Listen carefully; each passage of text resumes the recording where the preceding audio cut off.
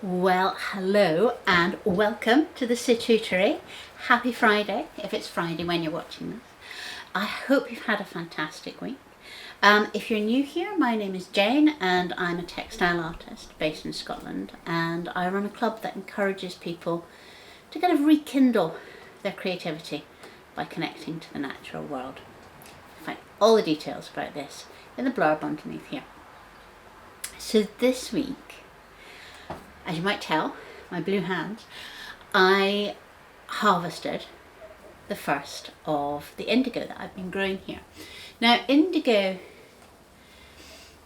it's something that I've gone to lots of workshops to learn how to do, to create vats and all of this kind of thing. And I bought all materials, indigo powder and things, but somehow it didn't really connect with me. And I think that is because all of the botanical dyeing that I do is based on things that grow here. It's the relationship with place. It's the growing things as well as the harvesting and creating colour. So maybe about 3-4 years ago, I began to notice that there were people growing indigo in the UK. Somebody had some on a balcony in London. There was a lot down in the south of England, lots of people beginning to grow there, around about Bristol area, things. And then last year, the botanical dyer Elisabeth Viguee Culshaw started a project at the Botanic in Glasgow to grow indigo and see whether she could get colour from it. So hers was one of the workshops that I went to, and most of the workshop was creating a vat from imported indigo. But we had the chance to do a salt rub with fresh leaves, which is a very immediate, quick way of getting colour. Now, it's not a blue, it's more of a teal blue, which I personally really love. And it is not quite as colour fast as sort of like a reduced vat indigo would be. But suddenly I saw how indigo could fit into the way that I work, and the thing that kind of like sparks joy with me. So this year I'm growing indigo in the garden, here in the dye garden, and I have some in the polytunnel because I wasn't really sure how hardy it would be, because we are colder than Glasgow. And then I planted some into an old fish box which is in the greenhouse, and it's the ones that are in the fish box which have done actually really brilliantly, and that's those that I have been harvesting today. And what I was wanting to do was to make a very specific thing, to make a scrunchie for my oldest daughter out of a piece of the fabric which had I made my wedding dress out of 30 years ago. So that is what I'm going to show you today. Creating colour from the garden from indigo leaves. And what I'll do is I'm going to put some links to things underneath here, which are other videos or posts and things, so you can see how to do it no matter where you are in the world. So, to the greenhouse. This is the indigo plant that I am growing in a fish box, and look at how brilliantly it's doing. So today this is what I'm going to use to dye the scrunchie that I'm making. I'm just going to cut some leaves, and I know that it will grow again. The scrunchie weighs 12 grams, so I'm going to pick about 10 of my stalks. That's 5, 6,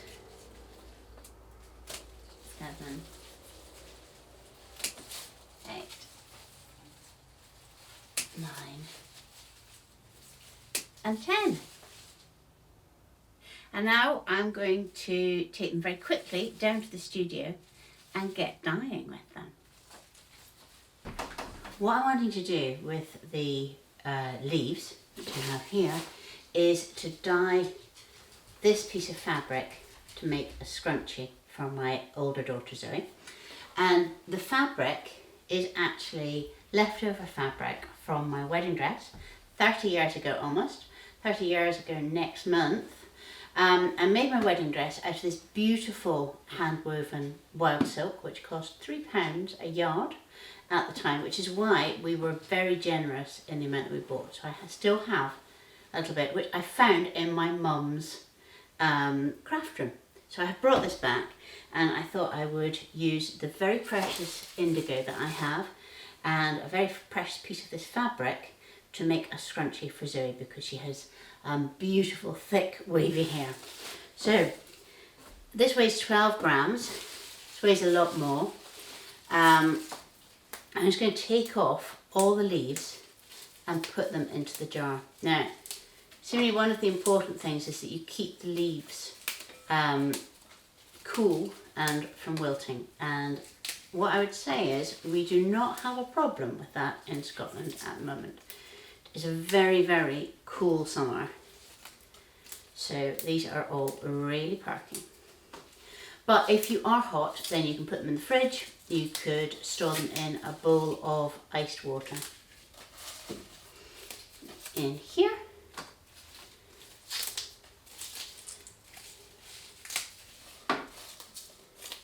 So really beautiful leaves, and these ones are a lot darker than the ones that were growing in the garden, so I don't know whether that's going to make a difference.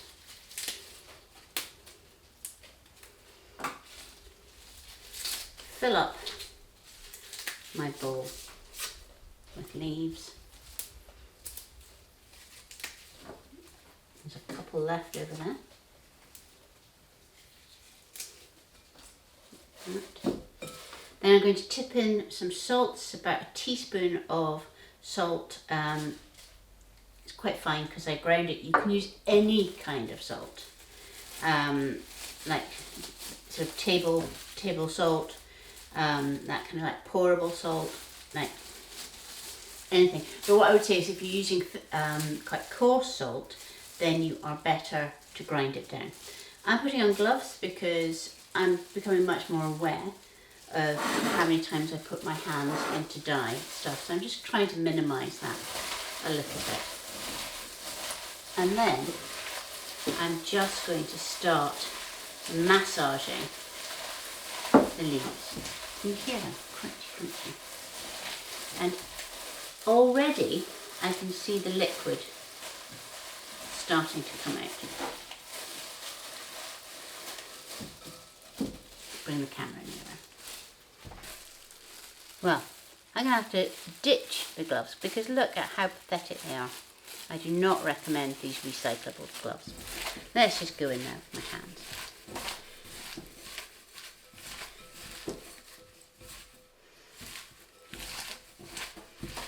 What the salt does, exactly in the same way as if you were salting vegetables or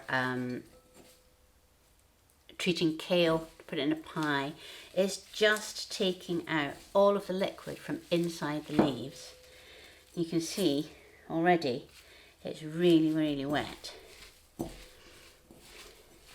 I'm just going to keep going until I have enough liquid out to soak that piece of cloth. Now when you think about it, the whole of the bowl was full of leaves, and now in a bit of a spinach kind of situation, we're down to a handful. But look at the green liquid that is coming out. It's amazing, and that's what I'm wanting. I think I'm going to put this fabric in and just start melding it round and round and round, massaging it with the leaves, but changing it round. You can see that the fabric is going green.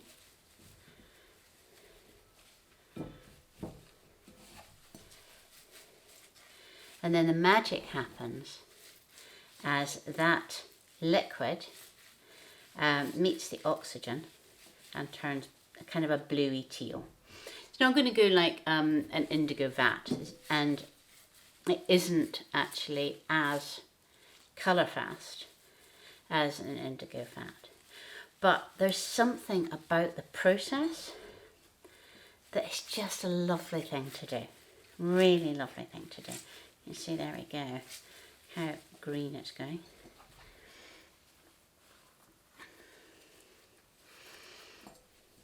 If I can just sort of find the bits that are not quite as wet as the others, just keep going. Very blue hands here, I think.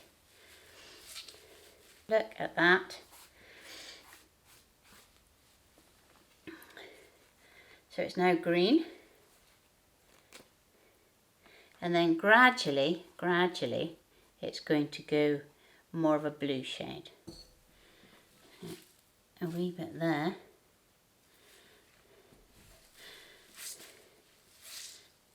Most people, kind of like when they do demonstrations of this, they're using a much finer silk.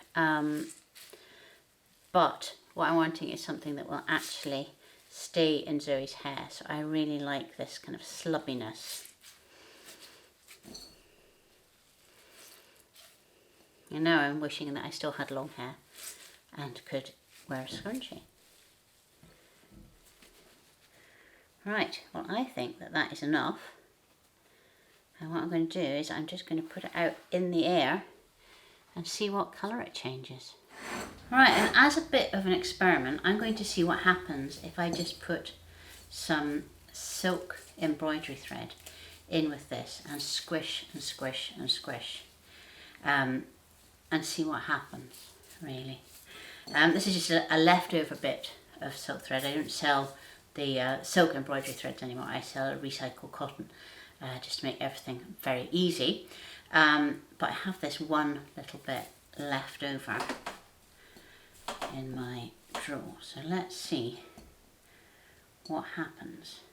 What will actually happen is it will get really, really tangly and I won't be able to get it out.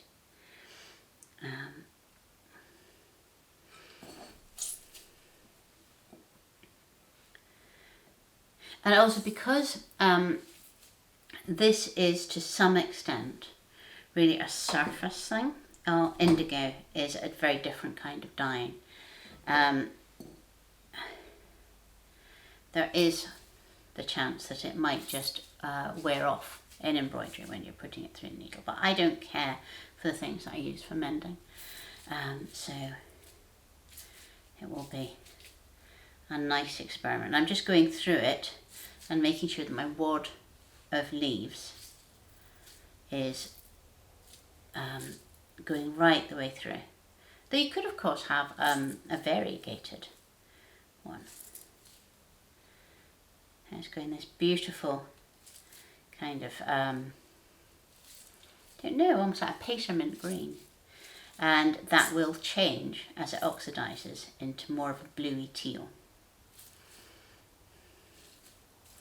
Kind of squishing it on so that all of the liquid goes on.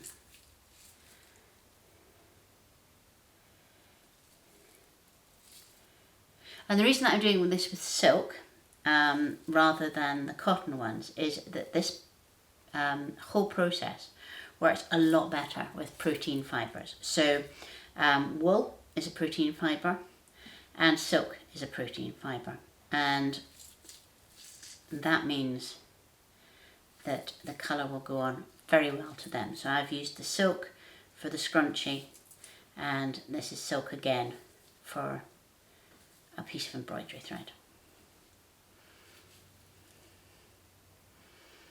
Well, I think that is pretty well covered.